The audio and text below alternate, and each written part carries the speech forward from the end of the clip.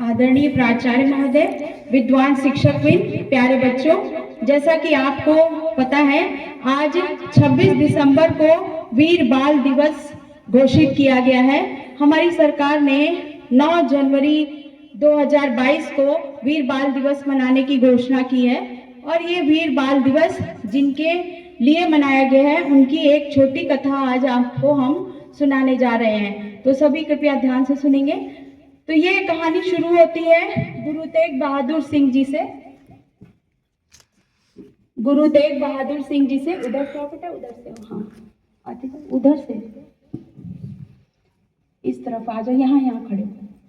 गुरु तेग बहादुर सिंह जी से यह कहानी शुरू होती है। गुरु तेग बहादुर सिंह सिख धर्म के नवे गुरु थे और उन्होंने उनको नवे गुरु होने के साथ साथ उन्होंने मानवता के लिए बहुत बड़ा बलिदान दिया। एक समय की बात है जब मुगल सल्तनत हमारे देश में शासन कर रही थी, तो कश्मीरी पंडितों ने औरंगजेब के शासन से तंग आकर के उनकी शरण ली। गुरु तेग बहादुर सिंह जी ने उन्हें शरण दिया। इसके कार्य के करने के चलते उन्हें अपने शीश का बलिदान देना पड़ा और दिल्ली में आज जहां शीश उनका कटा, वहां शीश गुरुद्वारा शीशगंज है, वहां पर उनका बलिदान हुआ। और उस समय जो हमारे गुरु गोविंद सिंह थे, 10वें गुरु, उनकी आयु सिर्फ 9 वर्ष की थी और उनकी शीश को उनको जब आनंदपुर में पहुंचाया गया, उनको शीश का अंतिम संस्कार किया गया, उनके धड़ को कहीं और भेजा गया और इस तरह से पूरे घर को, जो इनका एक शिष्य था उसने पूरे घर को जला करके उनका अंतिम संस्कार किया उसमें धड़ रख करके। और वहां पर वो शीशगंज में गुरुद्वारा जो आज उपस्थित है दिल्ली में चांदनी चौक पर, उन्हीं के जो पुत्र थे गुरु गोविंद सिंह, ये उनके 4 बच्चों की कहानी है, जिसमें वीर अजीत सिंह, 4 बड़े भाई थे, वीर अजीत सिंह, वीर जुझारू सिंह, वीर जोरावर सिंह और उसके बाद वीर फतेह सिंह। तुम यहीं खड़े रहो बेटा, यहीं खड़े रहो, यहाँ ही खड़े रहो। वीर जोरावर सिंह और वीर फतेह सिंह। इसमें जब ये आनंदपुर एक जगह है पंजाब में, वहां ये लोग बहुत ही खुशहाल जीवन जी रहे थे। उसी समय औरंगजेब की एक धर्म के विरुद्ध एक नीति लागू की उसने और इसलिए उन्हें अपना आनंदपुर साहब छोड़ करके जाना पड़ा और वो लोग अपनी जान बचाने के लिए सारे सिख लोग एक जगह उपस्थित हो गए जहां सरसा नदी के पास। उनके लोग आपस में परिवार उनका बिछुड़ गया और गुरु गोविंद सिंह 40 सिखों के साथ चमकौर के स्थान पर जमा हो गए और चमकौर के स्थान पर वो लोग एक पुरानी हवेली थी, वहां पर वो लोग उपस्थित रहे और उसके औरंगजेब को जब ये बात पता चली तो उन्होंने क्या किया, सारी चारों ओर से उसे हवेली को घेर लिया गया और धीरे धीरे रसद समाप्त होने लगी। तो लोगों ने कहा कि गुरु गोविंद सिंह को कि आप यहाँ से चले जाइए, लेकिन वो जाने के लिए तैयार नहीं थे।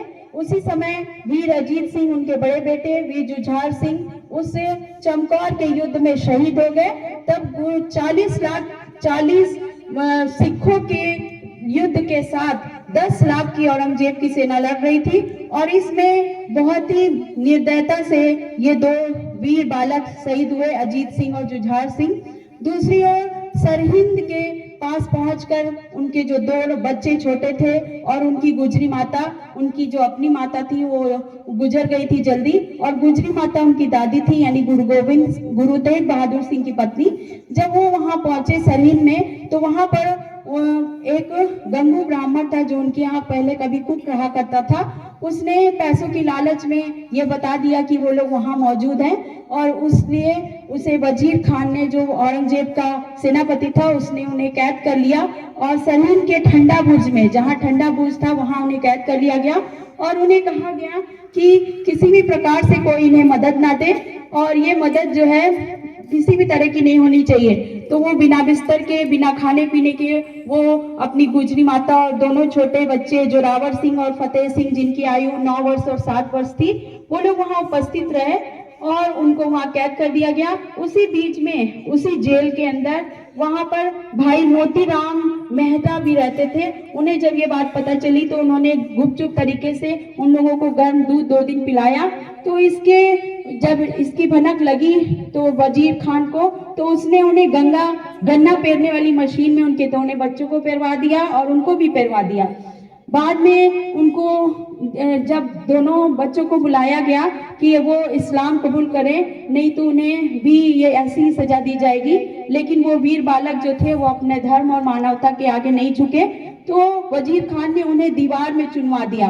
दीवार जब गिर गई तो दीवार गिर जाने के बाद उसने उन्हें जल्लादों को कहकर उनके सिर धड़ से अलग कर दिए और आज वहां भी गुरुद्वारा मौजूद है। तो इस प्रकार से उन्होंने चारों पुत्रों को अपने शहीद किया गुरु गोविंद सिंह ने, और फिर भी उन्होंने खालसा पंथ की जो स्थापना उन्होंने 1699 में की थी, उसके साथ उन्होंने युद्ध जारी रखा अपना, और फिर वो दक्षिण भारत की ओर नांदेड़ चले गए। वहां पर उन्होंने अपने इस शरीर को त्याग दिया और इस तरह से वो गुरु गोविंद सिंह इस शरीर को त्यागने के पश्चात उनके जो चारों वीर शहीद थे वो भी निहाल हो गए, और उन्होंने ये घोषणा की गुरु गोविंद सिंह ने कि किसी भी प्रकार से अब कोई भी सशरीर गुरु नहीं बनेगा, और गुरु ग्रंथ साहिब को यह निर्देश दिया गया कि गुरु गोविंद सिंह गुरु ग्रंथ साहिब ही हमारे गुरु रहेंगे। तो इस प्रकार हम लोग ये गुरु गोविंद सिंह और उनके 4 साहबजादों की शहीद की कथा आज यहाँ समाप्त होती है। उन्होंने कहा था, 1.25 लाख से एक लड़ाऊं तब मैं गुरु गोविंद सिंह कहलाऊं।